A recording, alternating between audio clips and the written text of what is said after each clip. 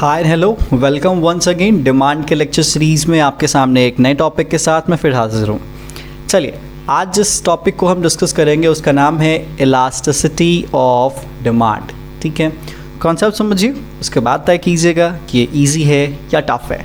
देखो भाई, सिंपल सी चीज़ है, इलास्टिसिटी ऑफ डिमांड का बेसिक सा सेंस क्या है। डिमांड आपको ऑलरेडी पता है that demand refers to amount of final goods and services that consumer are willing and able to purchase at different price during a period of time. ठीक है, सवाल है इलास्टिसिटी का सेंस क्या है। आपने रबर्स देखे होंगे, इलास्टिक रबर्स देखे होंगे बेसिकली इफ आई से, ठीक है। तो उसका जो लचीलापन होता है, जो रिस्पॉन्सिवनेस होता है, अगर कोई रबर हमारे सामने है, उस रबर पे अगर हम प्रेशर लगाते हैं, उस रबर को अगर हम स्ट्रेच करते हैं, देन कॉन्ट्रैक्ट करते हैं, फोर्स रिलीज़ करते हैं, तो वो जो रबर का जो बिहेवियर होता है आप उसको इलास्टिसिटी से रिलेट करके समझ सकते हो। ठीक है, लेकिन यहाँ पे डिमांड के इलास्टिसिटी की बात की जा रही है, यहाँ पे डिमांड के लचीलेपन की बात की जा रही है। ठीक है, अब देखो भाई, जहाँ तक डिमांड की बात आती है तो आपको ऑलरेडी पता है डिमांड। अब डिमांड के लचीलेपन या चेंजेस या रिस्पॉन्सिवनेस की अगर बात आती है तो वो क्यों होगा, डिमांड क्यों बदलेगा। तो बहुत सारे ऐसे फैक्टर्स अफेक्टिंग डिमांड होंगे जो कि डिमांड को चेंज करने की कैपेसिटी रखते होंगे। ठीक है, फैक्टर्स अफेक्टिंग डिमांड में कितने सारे factors, price of own commodity, price of related commodity, income of consumer, taste and preferences, advertisement level, ये सब समवेयर एंड समहाउ हमारे डिमांड को अफेक्ट करते हैं। तो अगर आपसे कोई पूछे कि बताओ इलास्टिसिटी ऑफ डिमांड क्या बताता है, तो आप ये कहोगे कि जब हमारे फैक्टर्स अफेक्टिंग डिमांड के कारण हमारे डिमांड में कोई भी चेंज होता है, क्या होता है, कोई भी चेंज होता है, तो अगर हमें ये पता करना है कि कितना चेंज हुआ है, हमें उस चेंज को क्वांटिफाई करना है, हमें क्वांटिटी में उस चेंज को मेज़र करना है, तो इसी चीज़ को मेज़र करने में आपकी मदद कौन करेगा, elasticity of demand, which means elasticity of demand measures the responsiveness of demand और measures the change in the demand due to change in the factors affecting demand. मतलब फैक्टर्स अफेक्टिंग डिमांड में आने वाले चेंजेस के कारण अगर हमारे demand में कोई चेंज होता है तो हमारे डिमांड में कितना चेंज हुआ है, हाउ मच, इसी चीज़ को मेज़र करने का काम कौन करता है, इलास्टिसिटी करता है। तो आप इसको एक स्ट्रेट फॉरवर्ड सेंटेंस में भी बोल सकते हो that elasticity of demand is defined as the responsiveness और मैग्नीट्यूड और change of the quantity demanded of a goods to changes in one of the variables on which demand depends. ठीक है, तो ये थी आपकी इलास्टिसिटी ऑफ डिमांड। अब जैसे आपको पता है कि एक दो फैक्टर्स तो नहीं है, फैक्टर्स बहुत सारे हैं। तो भाई देखो, जितने फैक्टर्स होंगे, जितने अप्रोच होंगे, उतने ही मेथड्स होंगे इलास्टिसिटी को मेज़र करने के लिए। ठीक है, जैसे अगर मैं कुछ मेथड्स का नाम बताऊं तो मैं आपके सामने डिस्कस कर देता हूं। सबसे पहले हम प्राइस इलास्टिसिटी ऑफ डिमांड पढ़ेंगे, फिर इनकम इलास्टिसिटी ऑफ डिमांड पढ़ेंगे, फिर क्रॉस इलास्टिसिटी ऑफ डिमांड पढ़ेंगे, आर्क इलास्टिसिटी ऑफ डिमांड पढ़ेंगे, एडवर्टीजमेंट इलास्टिसिटी ऑफ डिमांड पढ़ेंगे। प्राइस में हम 3 मेथड्स के बारे में पढ़ेंगे। फर्स्ट इज फ्लक्स मेथड और परसेंटेज मेथड और प्रोपोर्शनेट मेथड, फिर टोटल आउटले या फिर एक्सपेंडिचर मेथड, या फिर हो जाता है हमारा पॉइंट मेथड। बस सर, देखो भाई इतना भी नहीं है, पॉइंट बाय पॉइंट चलोगे, बहुत आसान है, बहुत इजी है। तो हम सबसे पहले मेथड्स की बात करते हैं। तो मेथड्स में और सबसे पहले फॉर्म ऑफ इलास्टिसिटी की बात करते हैं तो वो है प्राइस इलास्टिसिटी ऑफ डिमांड। किसकी बात करेंगे, प्राइस इलास्टिसिटी ऑफ डिमांड की बात करेंगे। अब देखो भाई, प्राइस इलास्टिसिटी ऑफ डिमांड है, मतलब यहाँ पे डिमांड अगर चेंज होगा तो वो किसके कारण चेंज होगा, due to price of own commodity, उस सामान की अपनी कीमत। ठीक है, अब प्राइस इलास्टिसिटी ऑफ डिमांड को मेज़र करने के लिए आपके सामने 3 मेथड्स हैं। कितने मेथड्स हैं, 3 मेथड्स हैं।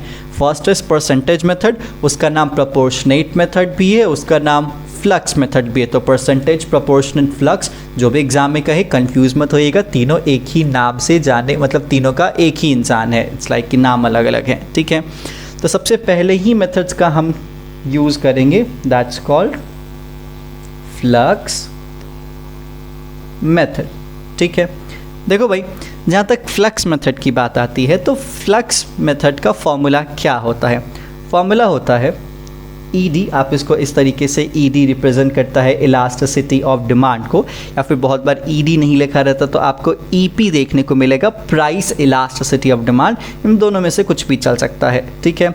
Is equal to percentage change in quantity demand upon percentage change in price, ठीक है भाई। चेंज का सिंबॉलिक फॉर्म मैं यहाँ पे यूज़ कर रहा हूँ, तो ये कुछ अलग नहीं है, चेंज के जगह पे आप इस डेल्टा को दिखा सकते हो, ठीक है। बाकी अगर आपको चेंज लिखना है तो चेंज भी लिख सकते हो, इसमें कुछ गलत नहीं है। तो percentage change in quantity demand upon percentage change in price, ठीक है। अब सवाल है कि percentage change in quantity demand कैसे आता है और परसेंटेज चेंज इन प्राइस कैसे आता है। देखो भाई, if we actually want to find percentage change in quantity demand, then the formula is Q1 minus Q upon Q into 100, and then percentage change in price is equal to P1 minus P upon P into 100। अब सवाल है कि sir आपने तो अभी बताया percentage change in quantity demand upon percentage change in price, अब percentage change in quantity demand को फाइंड करने के लिए आपने ये फॉर्मूला बता दिया Q1 minus Q upon Q into 100, और परसेंटेज चेंज इन प्राइस को फाइंड करने के लिए आपने एक और फॉर्मूला बता दिया P1 minus P upon P into 100। सवाल है ये Q कौन सा है, Q1 कहाँ से आया, P कहाँ से आया और P1 कहाँ से आया, कौन कौन है ये लोग। देखो भाई, एक बेसिक सा फॉर्मूला मैं आपको बता रहा हूँ, ठीक है। जैसे फॉर्मूला नहीं, एक शेड्यूल है बेसिकली। तो एक तरफ हमारा प्राइस है और दूसरी तरफ हमारा क्वांटिटी डिमांड है, ठीक है।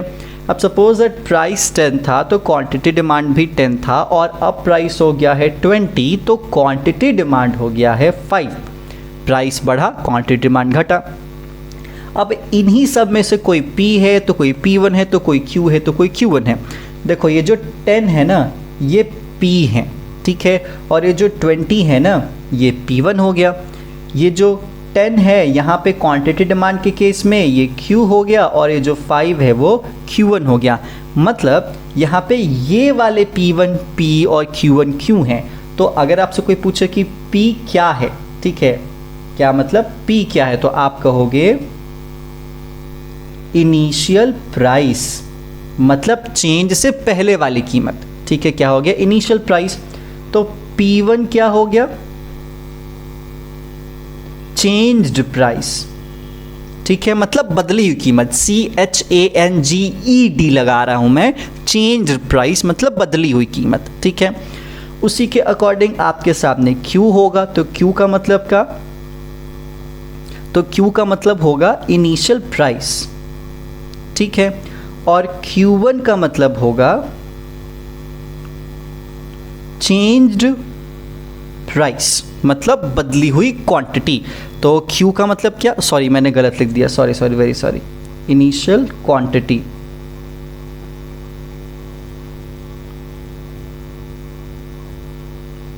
ठीक है। तो Q का मतलब इनिशियल क्वांटिटी और Q1 का मतलब चेंज्ड क्वांटिटी, ठीक है। तो उम्मीद है आपको ये पूरा का पूरा फंडा समझ में आया होगा कि ये Q कहाँ से आया है और Q1 कहाँ से आया है, P कहाँ से है, P1 कहाँ से है। 100 हमने इसलिए लगाया क्योंकि हम परसेंटेज की बात करें तो परसेंटेज तो हमारे को 100 के ही रेफरेंस में काउंट किया जाता है, ठीक है। अब देखो एक और आपके सामने है डेल्टा P, और एक और चीज़ आपके सामने आएगी डेल्टा Q, ठीक है। ये डेल्टा P का मतलब क्या, चेंज इन प्राइस, मतलब कीमत में कितना बदलाव हुआ, ठीक है। आप देखो प्राइस 10 था, अब हो गया 20, कितना बढ़ा प्राइस, 10 बढ़ा। कैसे फाइंड किया आपने, 20 माइनस 10, ठीक है। तो डेल्टा P का फॉर्मूला यहाँ पे क्या हो जाएगा, तो डेल्टा P का फॉर्मूला हो जाएगा P1 minus P। Delta P का फॉर्मूला क्या हो जाएगा, P1 माइनस P, ठीक। उसी तरीके से डेल्टा Q का मतलब क्या, चेंज इन क्वांटिटी, और इसको निकालने का तरीका क्या, Q1 माइनस Q। तो P का मतलब पहले वाली कीमत, P1 का मतलब बदली हुई कीमत, डेल्टा P का मतलब कीमत में कितना चेंज हुआ, ठीक है। Q का मतलब पहले वाली क्वांटिटी, Q1 का मतलब बाद वाली क्वांटिटी चेंज के, और डेल्टा Q का मतलब क्वांटिटी में कितना चेंज हुआ, और उसके फॉर्मूले मैंने आपको बताए हैं delta P P1 minus P और delta Q Q1 minus Q, ठीक है। अब ज़रा इस पूरे के पूरे कॉन्सेप्ट को ध्यान से देखिएगा। अब आपके सामने एक नया फॉर्मूला आने वाला है, ठीक है, समझ लीजिएगा थोड़ा ध्यान से। देखो भाई, आपको फॉर्मूला मैंने क्या बताया, EP is equal to percentage change in quantity demand upon percentage change in price, ठीक है।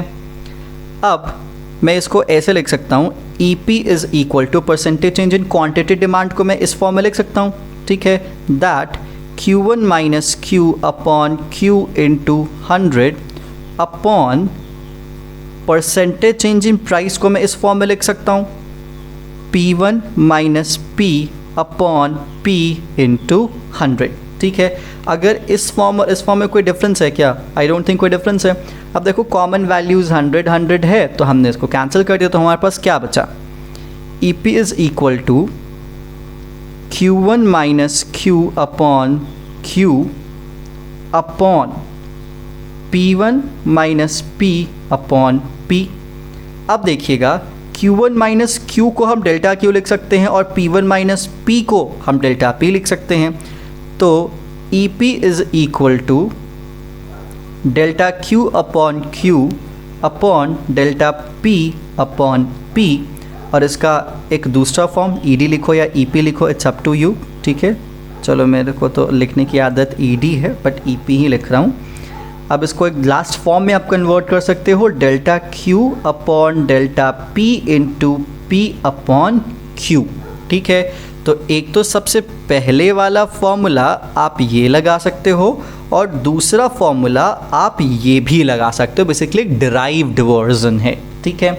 हाँ, एक और चीज़ ध्यान दीजिएगा कि हमने यहाँ पे बहुत इंपॉर्टेंट चीज़ यहाँ पे आपके सामने नहीं रखी है, और वो है आपके सामने माइनस का सिंबल। क्या है? माइनस का सिंबल। तो याद रख लीजिएगा, प्राइस और क्वांटिटी डिमांड के बीच में रिश्ता इन जनरल क्या होता है? नेगेटिव होता है। तो बहुत बार यहाँ पे आपको एक नेगेटिव साइन देने की ज़रूरत होती है, ये दिखाने के लिए कि इन दोनों का रिलेशन नेगेटिव है, या फिर लॉ ऑफ डिमांड की एप्लीकेबिलिटी को कंफर्म करने के लिए, ठीक है। उम्मीद है ये पूरा का पूरा कॉन्सेप्ट आपको समझ में आया होगा, ठीक है। तो ये था आपका फ्लक्स मेथड, परसेंटेज मेथड। अब आप पॉज बटन दबाइए, इसको शुरू से फिर से आप एक बार ब्रशअप कर लीजिए, कोई प्रॉब्लम पूछे, फिर हम चलते हैं नेक्स्ट फॉर्मूले की तरफ, जिसका नाम है टोटल आउटले मेथड या फिर एक्सपेंडिचर मेथड।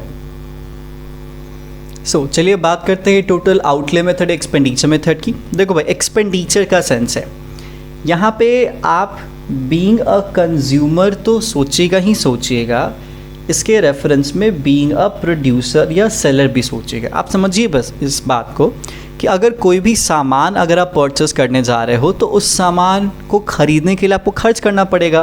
तो ये है कंज्यूमर और ये है प्रोड्यूसर। तो कंज्यूमर का जो एक्सपेंडिचर होगा वही चीज़ प्रोड्यूसर का क्या बनेगा? रेवेन्यू बनेगा। क्या बनेगा? रेवेन्यू बनेगा। तो इसीलिए जो वैल्यू एक्सपेंडिचर की होगी वही एग्जैक्ट वैल्यू क्या होगी? रेवेन्यू को होगी। तो बहुत बार एक्सपेंडिचर ना देके आपको रेवेन्यू दे देता है, तो आपको ये मान लेना पड़ेगा कि भाई रेवेन्यू और एक्सपेंडिचर इक्वल होता है, तो भाई जो रेवेन्यू है उसी की एग्जैक्ट वैल्यू का एक्सपेंडिचर होगा। तो उसी को यूज़ करके आप इस पूरे फंडे को क्या करेंगे? सॉल्व करेंगे, अगर कुछ ऐसा होता है तो इसीलिए इट्स लाइक कि अगर मान लेते हैं आप कहीं पे पढ़ते हो और अगर पैसे देते हो तो आपका तो खर्च है, लेकिन जो पैसे ले रहा है उसकी क्या लिए? उसके लिए क्या है? रेवेन्यू है। That's it. तो दिस इज द थिंग। देखो भाई, तीन चीज़ें हैं, एक तरफ प्राइस, ठीक है, दूसरी तरफ आपका एक्सपेंडिचर, ठीक है, और तीसरी तरफ आपका क्वांटिटी डिमांड, ठीक है। इन तीनों के बीच में एक रिश्ता है, तीनों एक रिश्ते से बंधे हुए हैं और वो रिश्ता एक फॉर्मूले का, price is equal to total expenditure divided by quantity demand, ठीक है। या फिर इस आपको दूसरे फॉर्म में भी कन्वर्ट कर सकते हो।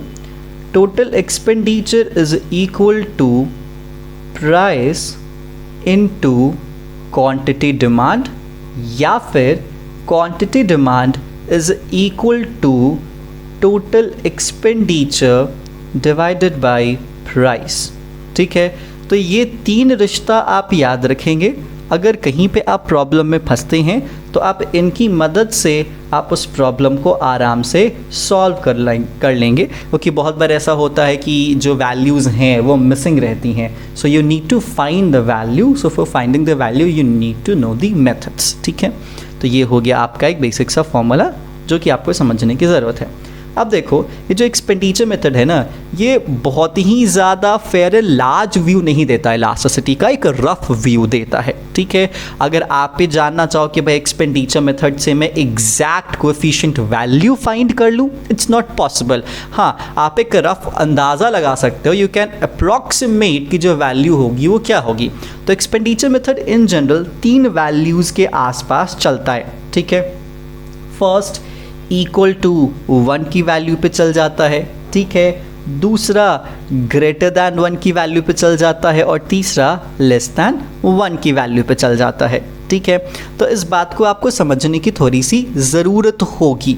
ठीक है, कि ये फंडा किस तरीके से काम करता है। लेकिन अब मैं यहाँ पे आपको थोड़ा सा रोक के आपके लिए कुछ कॉन्सेप्ट समझाने की कोशिश करता हूँ, कुछ वर्ड्स समझाने की कोशिश करता हूँ। ठीक है, एक वर्ड है इलास्टिक। ठीक है, दूसरा वर्ड है इनइलास्टिक और तीसरा वर्ड है यूनिटरी इलास्टिक। इन तीनों वर्ड को ध्यान से समझिएगा, इसकी आगे जो डीप कंटेंट है वो आपको प्रेजेंट की जाएंगी degrees of elasticity of demand के लेक्चर में। ठीक है, बस रफली समझिएगा, इलास्टिक डिमांड कब होता है, इनइलास्टिक डिमांड कब होता है, यूनिटरी इलास्टिक डिमांड कब होता है। इलास्टिक डिमांड तब होता है जब डिमांड में ज़्यादा चेंज हो।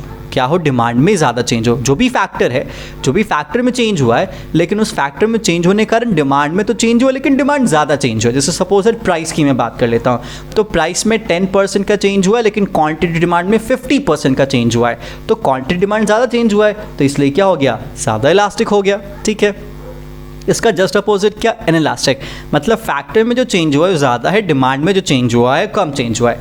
लेकिन यूनिटरी का मतलब क्या, 1, जितना फैक्टर में चेंज हुआ है उतना डिमांड में चेंज हुआ है। तो इतनी बात आप याद रख लीजिएगा। जैसे इक्वल टू 1 है, ठीक है, तो इक्वल टू 1 कहाँ पे जाएगा, यूनिटरी इलास्टिक, मतलब जितना एक्सपेंडिचर में चेंज है, जो भी कहो, जो भी चेंज है, एक्सपेंडिचर तो आप नहीं लो अभी, जो भी फैक्टर है, प्राइस को ये ले लो, जितना प्राइस पर चेंज उतना डिमांड में चेंज, तो ये इक्वल टू 1 हो जाएगा। तो यूनिटरी क्या हो गया, इक्वल टू 1 हो गया। यहाँ पे ईडी क्या हो जाता है, इक्वल टू 1 हो जाता है। लेकिन इलास्टिक के केस में ईडी क्या हो जाता है, 1 से बड़ा हो जाता है, क्योंकि वो फैक्टर जितना चेंज किया है उससे ज़्यादा डिमांड चेंज किया है। तो इलास्टिक में अपोजिट हो जाएगा, ईडी क्या हो जाएगा, लेस दैन 1। तो ये बातें इसलिए आपको बताना ज़रूरी था क्योंकि इन बातों का हम इस्तेमाल करने वाले हैं इस कॉन्सेप्ट को समझने के लिए कि इलास्टिक, इनइलास्टिक और यूनिटरी क्या होता है, कि यही 3 वर्जन हमें एक्सपेंडिचर मेथड में पढ़ना है। देखो, सबसे पहला पॉइंट, ठीक है, जैसे मान लेते हैं सपोज दैट एक तरफ हमारा एक्सपेंडिचर है। ठीक है, तो एक्सपेंडिचर की वैल्यू हम ले लेते हैं 100। ठीक है, हम 100 रुपये खर्च कर रहे हैं सामान पे। ठीक है, और जो सामान की जो कीमत है ना वो 10 रुपये है। कितना है, 100 रुपये खर्च कर रहे हैं, पर यूनिट की वैल्यू क्या है, 10 रुपये है। तो अगर आपसे कोई पूछे कि बताओ इसका जो टोटल डिमांड है या जो इसका क्वांटिटी डिमांड है वो कितना होगा, तो आप बता दोगे हाँ जी सर ये 10 यूनिट्स क्या कर रहा है, कंज्यूम कर रहा है। ठीक है, अब सपोज दैट जो आपका प्राइस है और जो एक्सपेंडिचर है इनकी वैल्यूज़ में कुछ चेंज लेके आता हूँ। प्राइस हो गया 5, ठीक है, मतलब यहाँ पे प्राइस क्या हो गया, कम हो गया है। ठीक है, लेकिन जो कंज्यूमर है वो अपना एक्सपेंडिचर नहीं चेंज करना चाहता, अपना खर्च उतना ही रखना चाहता है। ठीक है, मतलब एक्सपेंडिचर क्या हो गया, 100 ही रह गया इस बार भी। लेकिन इसके प्रोपोर्शन में इसकी क्वांटिटी डिमांड आपको क्या लगता है, बढ़ेगी कि नहीं बढ़ेगी? ऑब्वियसली सर बढ़ जाएगी। तो क्वांटिटी डिमांड कितना हो जाएगा, 20। तो आपको क्या दिखा है कि प्राइस बढ़े या घटे इससे कोई फ़र्क नहीं पड़ता। क्या, प्राइस बढ़े या घटे इससे कोई फ़र्क नहीं पड़ता जब अगर एक्सपेंडिचर कांस्टेंट रहेगा, एक्सपेंडिचर में कोई भी चेंज नहीं होगा और क्वांटिटी डिमांड अपने आप को प्रोपोर्शनली एडजस्ट करेगा with the change in the level of price. So in that case जो आपके इलास्टिसिटी की वैल्यू होगी वो होगी इक्वल टू 1। क्या होगी, इक्वल टू 1। सो आप ही कह सकते हो, यहाँ पे एक्सपेंडिचर की जगह पे बहुत बार लोग रेवेन्यू टर्म का यूज़ कर लेते हैं, तो आप ये कह सकते हो that when as a result of change in price of a goods, मैंने पहले क्या बदला था, प्राइस बदला था, ठीक है। So when as a result of change in price of a goods the total expenditure from that goods remains the same. Total expenditure क्या रहा उस गुड्स पे, सेम रहा, ठीक है। The price elasticity for the goods is equal to unity, which means उसके लिए जो इलास्टिसिटी की वैल्यू होगी वो क्या होगी, यूनिटी होगी। And this is because the total expenditure made on goods can remain the same only if the proportional change in quantity demand is equal to the proportional change in price. Thus, if there is given percentage, whether it's increase or decrease in the price of goods, and if the price elasticity is unitary, total expenditure of the buyer on the goods or the total revenue received from it will remain unchanged. You need to understand. That's it. ठीक है, तो ये basic सा फंडा है, उम्मीद है आपको समझ में आया होगा, ठीक है, कि इसको इन्होंने इस तरीके से क्या करा है, एडजस्ट करा है। सो ये था आपका फर्स्ट केस। अब हम बात करेंगे सेकंड केस की, ठीक है। अब सेकंड केस को ध्यान से समझिएगा।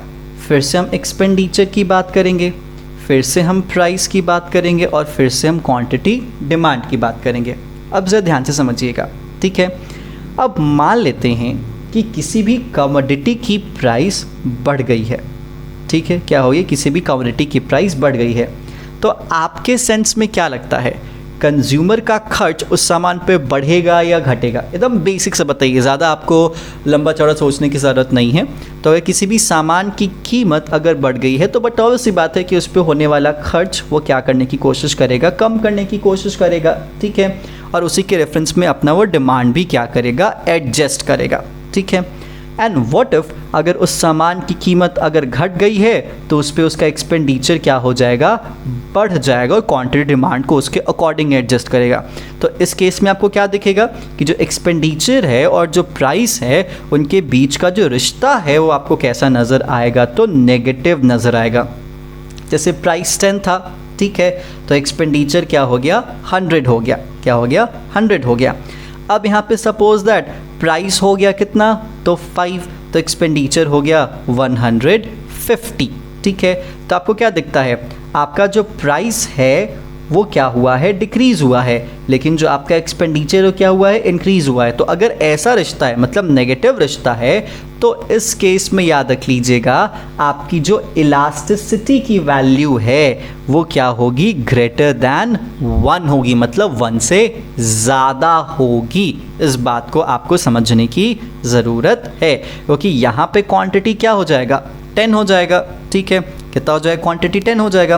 और क्वांटिटी डिमांड निकालने का तरीका मैंने आपको बता दिया, एक्सपेंडिचर डिवाइडेड बाय प्राइस, मतलब 150 डिवाइडेड बाय 5, तो यहाँ पे क्वांटिटी कितना हो जाएगा, 30।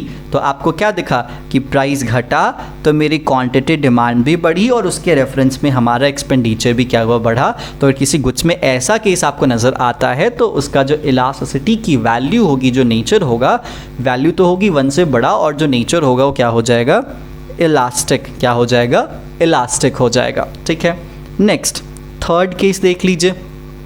थर्ड केस में आपको क्या दिखेगा कि एक तरफ फिर से हम एक्सपेंडिचर की बात करेंगे, हम फिर से प्राइस की बात करेंगे और फिर से हम क्वांटिटी डिमांड की बात करेंगे, ठीक है।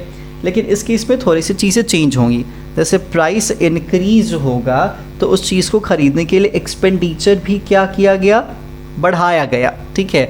और अगर प्राइस डिक्रीज़ हुआ तो सामान को खरीदने के लिए एक्सपेंडिचर को भी क्या किया गया, डिक्रीज़ किया गया, मतलब रिलेशन को क्या रखा गया, पॉजिटिव रखा गया, ठीक है। तो इसीलिए यहाँ पे आपको इस बात को समझना ज़रूरी हो जाता है कि बहुत बार जो प्राइस इलास्टिसिटी ऑफ डिमांड है वो इस पे भी क्या करती है, डिपेंड करती है और ऐसे भी वर्क करती है। तो इस केस में जो आपके इलास्टिसिटी की वैल्यू होगी वो लेस दैन 1 होगी और जो नेचर होगा वो होगा इन इलास्टिक डिमांड, क्या हो जाएगा, इन इलास्टिक डिमांड। तो इसलिए सिंपल सी चीज़ है that when as a result of increase in the price of goods, अगर प्राइस ऑफ गुड्स क्या होता है, इंक्रीज होता है, तो total expenditure on the goods is increases or when as a result of decrease in price total expenditure decreases. ठीक है, तो इसीलिए हम ये यहाँ पे कह सकते हैं कि जो इलास्टिसिटी ऑफ डिमांड है वो यूनिटी से कम है. क्या है वो? यूनिटी से कम आपको नज़र आएगा. इस बात को समझ लीजिएगा. एग्जाम्पल के तौर पे देख लीजिए, प्राइस कितना था? 100 था. ठीक है, तो एक्सपेंडिचर भी कितना था? 100 था. अब प्राइस 10 से हो गया है, मोर ओवर अब मान लीजिए कितना? 15 हो गया है. कितना हो गया है? 15 हो गया है. तो एक्सपेंडिचर भी कितना हो गया? 150 हो गया. कितना हो गया? एक्सपेंडिचर 150 हो गया. तो इस केस में हमको क्या दिखता है कि जो प्राइस है 10 से 15 तो बढ़ा और एक्सपेंडिचर को भी बढ़ाना पड़ा. क्वांटिटी डिमांड को देख लीजिए, यहाँ पे क्वांटिटी डिमांड 10 है और यहाँ पे भी क्वांटिटी डिमांड क्या रहेगी? 10. मतलब उतनी ही क्वांटिटी को मेंटेन रखने के लिए, क्वांटिटी मेंटेन रखने के लिए आपको यहाँ पे एक्सपेंडिचर बढ़ाना पड़ेगा. तो इस केस में इलास्टिसिटी इन इलास्टिक होगी और इस केस में इलास्टिक होगा और इस केस में यूनिटरी इलास्टिक होगा. That's it. तो ये था आपका total expenditure method, total outlay method. ठीक है, अब इसको देख के समझिए, कोई प्रॉब्लम है ज़रूर पूछिएगा. Now move to the next method. ठीक है भाई, ये नेक्स्ट मेथड का नाम क्या है? तो भाई नेक्स्ट मेथड का नाम है पॉइंट इलास्टिसिटी ऑफ डिमांड. क्या आप कह सकते हो इसे? Point elasticity of demand. या फिर अगर कोई लीनियर डिमांड कर्व है, क्या है? अगर कोई लीनियर डिमांड कर्व, लीनियर का मतलब एकदम स्ट्रेट फॉरवर्ड. ठीक है, इट्स लाइक स्ट्रेट फॉरवर्ड नहीं, स्ट्रेट. ठीक है, तो एकदम स्ट्रेट डिमांड कर्व है और उसके किसी पॉइंट पे मेरे को इलास्टिसिटी की वैल्यू पता करनी है, तो मुझे कैसे पता करना पड़ेगा? इस टॉपिक पे आने के लिए कुछ चीज़ों की आपको नॉलेज होनी चाहिए. ठीक है, बेसिकली मैं आपको कहूँगा कि आप यहाँ पे इस लेक्चर वीडियो को पॉज करके, रोक करके, एक लेक्चर वीडियो है जो कि जिसका नाम है degrees of elasticity of demand, जिसमें 5 डिग्रीज़ के बारे में मैंने बताया है. सबसे पहले आपको बताया unitary elastic, elastic, in elastic, perfectly elastic, perfectly in elastic. तो उस लेक्चर वीडियो को आप ज़रूर देखिए, जो कि इसके बाद ही अवेलेबल होगा आपके लिए, क्योंकि उसको जब आप समझोगे तो आपको इसको भी समझने में आसानी होगी. ठीक है, जैसे अगर हम ऑफलाइन सेशंस में होते, फेस टू फेस होते, तो मैं इस लेक्चर वीडियो को ब्रेक करके डायरेक्टली वो आपको बताता, फिर बताता, बट ऐसा तो पॉसिबल नहीं है. एक फ्लो को मेंटेन रखने के लिए हमारे कोई चीज़ करना पड़ेगा. तो इसलिए जो degrees of elasticity of demand है, आप उस लेक्चर को कंसिडर करेंगे, कवर करेंगे पूरा अच्छे से, तभी आप यहाँ पे पॉइंट इलास्टिसिटी को कंटिन्यू कीजिएगा. तो चलिए जाइए और देखिए. उम्मीद है आप उस लेक्चर वीडियो को देख चुके होंगे. अब हम बात करेंगे नेक्स्ट मेथड की, जो कि हमारा मेथड नंबर 3 है, जिसको हम कह सकते हैं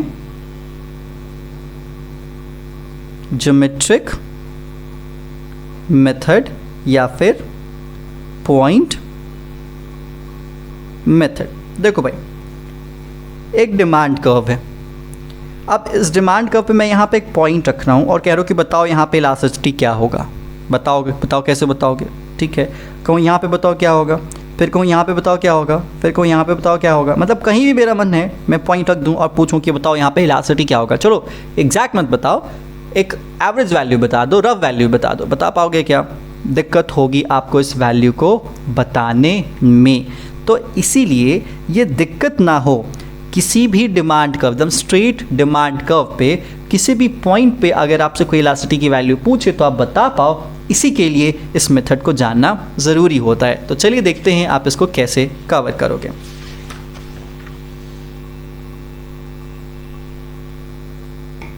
देखिए भाई, सिंपल सा सेंस,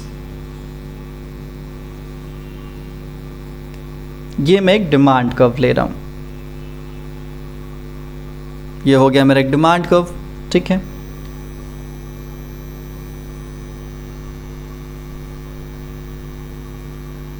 चलिए, सबसे लोएस्ट, सबसे अपर. ठीक है, और इसका सबसे मिड पॉइंट. 5 पॉइंट हमने बना लिया. अब मिड और सबसे लोएस्ट के बीच में हम एक पॉइंट बनाते हैं और मिड और सबसे अपर के बीच में हम एक पॉइंट बनाते हैं. ठीक है, ये ध्यान रखें कि जो स्पेसेस हों वो इक्वल हों, जो बीच में जो गैप हैं वो इक्वल हो. ठीक है, एक्स एक्सिस हो गया, वाई एक्सिस हो गया, ओरिजिन हो गया, हम नाम दे देते हैं इसका ए. ठीक है, बी, सी, डी और ई, ये नाम हमने दिया है। अब देखिए भाई, अगर स्ट्रेट लाइन डिमांड कर्व है और अगर आपको इलास्टिसिटी को फाइंड करना है तो एक फॉर्मूला है। फॉर्मूला क्या है? ठीक है, तो फॉर्मूला है lower segment upon upper segment. क्या? Lower segment upon upper segment. आप इसको इस तरीके से याद कर सकते हो। ठीक है, लोअर सेगमेंट और अपर सेगमेंट का मतलब क्या? किसी भी पॉइंट के रेफरेंस में, सपोज दैट मैं पॉइंट नंबर डी देखता हूँ, तो डी का लोअर सेगमेंट क्या है? पूरा देखिएगा डी बी, और अपर सेगमेंट पूरा देखिएगा कितना है? D A. ठीक है, तो इस तरीके से लोअर सेगमेंट और अपर सेगमेंट की वैल्यूज़ को हम यहाँ पे आराम से कैलकुलेट कर सकते हैं। ठीक है, चलो गैप का मैं वैल्यू मान देता हूँ। यहाँ पे गैप 5 है, यहाँ पे गैप 5 है, यहाँ पे गैप 5, यहाँ पे गैप 5 है। ठीक है, अब सपोज दैट एट पॉइंट ई अगर मेरे को इलास्टिसिटी की वैल्यू फाइंड करनी है तो फॉर्मूला क्या है? Lower segment upon upper segment. ठीक है, अब ई का लोअर सेगमेंट क्या है? ई बी, और ई का अपर सेगमेंट क्या है? ई ए। तो ई बी की वैल्यू क्या हो गई? तो ई बी की वैल्यू हो गई 10 और ई ए की वैल्यू कितनी हो गई? 10। तो 10/10 कितना हो गया? 1। मतलब ई पे इलास्टिसिटी की वैल्यू कितनी है? 1 है। ठीक है, सेकंड, अब हम बात करते हैं सी की। फिर से वही lower segment upon upper segment की बात करेंगे। फिर सी पे हम देखेंगे कि सी का लोअर सेगमेंट क्या है? तो सी बी है, और इसका अपर सेगमेंट क्या है? तो सी ए है। ठीक है, सी बी की वैल्यू कितनी हो गई? तो 15 हो गई, और सी ए की वैल्यू कितनी है? 5। तो यहाँ पे वैल्यू क्या हो गई? 3 हो गई। ठीक है, नेक्स्ट हम इसी तरीके से डी की बात करेंगे। ठीक है, तो lower segment upon upper segment, फिर हम यहाँ पे डी पे लोअर सेगमेंट की बात करेंगे तो ये डी बी होगा, और अगर हम अपर सेगमेंट की बात करेंगे तो डी ए होगा। ठीक है, अब हम यहाँ पे डी बी की वैल्यू देखेंगे 5 है, डी ए की वैल्यू देखेंगे 15 है, तो मोर ओवर 0 पॉइंट समथिंग पे जाएगा। ठीक है, उसी तरीके से फिर हम बी पे आ जाते हैं, तो बी की वैल्यू लोअर सेगमेंट फिर से हम करेंगे, अपर सेगमेंट भी करेंगे, लेकिन बी का लोअर सेगमेंट क्या है? कुछ नहीं है, 0 है। क्या है? 0 है। ठीक है, उसके बाद यहाँ पे आपके बी का अपर सेगमेंट क्या है? तो बी ए है। अब यहाँ पे 0 अपॉन बी ए की वैल्यू कितनी हो गई? 20। तो यहाँ पे 0 को अगर आप किसी भी वैल्यू से डिवाइड करते हैं तो वैल्यू क्या आएगी? 0, एग्जैक्ट 0। वो कहते हैं ना, हमसे जो टकराएगा वो चूर चूर हो जाएगा, तो जो 0 से अपने आप को डिवाइड करेगा, जो 0 को डिवाइड करने चलेगा वो खुद 0 बन जाएगा। ठीक है, तो ये हो गया बी का फंडा। उसके बाद आपके सामने ए की बात आती है। ठीक है, तो ए के पॉइंट पे भी हम lower segment upon upper segment की वैल्यू लगाएंगे। ठीक है, तो ए पे हमारा जो लोअर सेगमेंट है वो क्या है? ए बी है। ठीक है, लेकिन ए का अपर सेगमेंट क्या है? 0 है। ए बी की वैल्यू 20 है, और यहाँ पे नीचे वैल्यू क्या हो जाएगी? आपकी 0 हो जाएगी। अब यहाँ पे सीन क्या है कि अगर आप किसी भी नंबर को 0 से डिवाइड करोगे तो वैल्यू क्या हो जाएगी? इन्फिनिटी हो जाएगी। क्या हो जाएगी? वैल्यू इन्फिनिटी हो जाएगी। ठीक है, तो देखो भाई, यहाँ पे आपके सामने ई डी क्या हो गया? इक्वल टू 1 हो गया। यहाँ पे ई डी क्या हो गया? इक्वल टू 0 हो गया, और यहाँ पे ई डी क्या हो गया? इक्वल टू इन्फिनिटी हो गया। लेकिन इस केस में और इस केस में अगर आप देखोगे तो यहाँ पे ई डी क्या है? 1 से बड़ा है। ठीक है, और यहाँ पे ई डी क्या है? 1 से छोटा है, 0 पॉइंट समथिंग वैल्यू है, ध्यान रख लीजिएगा यहाँ पे। तो अब हम इन वैल्यूज़ को देखते हैं, तो हम यहाँ पे कह सकते हैं कि बी पे वैल्यू क्या हो गई ई डी की? 0, और ए पे क्या हो गई डायरेक्टली? एक मिनट, और ए पे इसकी डायरेक्टली वैल्यू क्या हो गई? इन्फिनिटी।